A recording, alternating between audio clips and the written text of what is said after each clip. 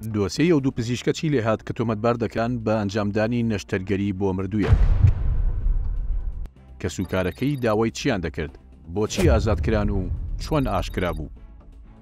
دۆسیەکە کە گیان لە دەستدانی نەخۆشیەکە لە ژێر نەشتەرگەریدا ماوەی 6 ساڵە لە دادگای سلێمانیە. کەسوکارەکەی دەڵێن دوای مردنی نەشتەرگەری بۆ کراوە. ئەو پزیشکانەی سکاڵایان لەسەر تۆمار کراوە، یەکیان پزیشکی نەشتەرگەری گشتی و ئەوی دیکەشیان پزیشکی بێهۆشکارە و ناوەکانیان لای سبەی پارێزراوە. تا ئێستا 3 راپۆرتی پزیشکی لەسەر ئامادەکراون. ئەسعاد موشیر برایە و نەخۆشەیە کە گیانی لەدەستداوە. بە قسەی ئەو یەکێک لە راپۆرتە پزیشکەکان وەک گومان باز لەوە دەکات کە بە مردووی نەشتەرگەری بۆ براکەی ئەنجام درراوە.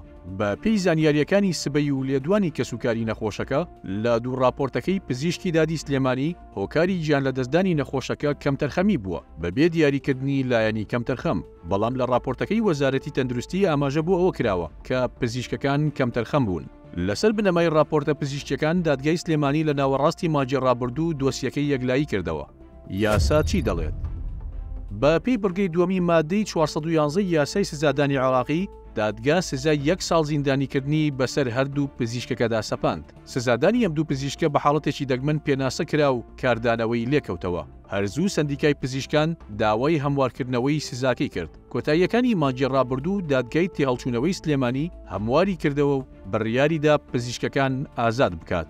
بەپێی و زانیاریانی بە سبەی دراون. دادگای تێهەڵچوونەوە لە هەموارکردنەوەکەدا ئاماژەی بۆ ئەوە کردووە. دادگای کەتن لە یەکلاکردنەوەی دۆسیەکەدا پەلەی کردووە و لێکۆڵینەوەی لە هەندێک بابەت نەکردووە کە دەبوو لێکۆڵینەوەی زیاتریان لەسەر بکرێت. پزیشکانی تۆمەتبار ئامادە نەبوون هیچ لێدوانێک لەسەر دۆسیەکەیان بدەن و ڕایانگەیاند چاوەڕوانی بڕیاری دادگان.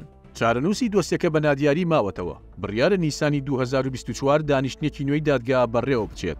دیار نییە دادگا سوور دەبێت لەسەر سزادانی پزیشکەکان یان بە ئازادکردن دۆسیەکە دادەخات. بەپێی ئامارەکانی ڕێکخراوی تەندروستی جیهانی هەموو خولەکێک 5 کەس بەهۆی هەڵەی پزیشکیەوە لەسەر تاسەری جیهاندا گیان لەدەست دەدەن. ئەم ژمارەیەش زیاترە لە ژمارە و کەسانەی بەهۆی شەڕەوە گیان لەدەست دەدەن.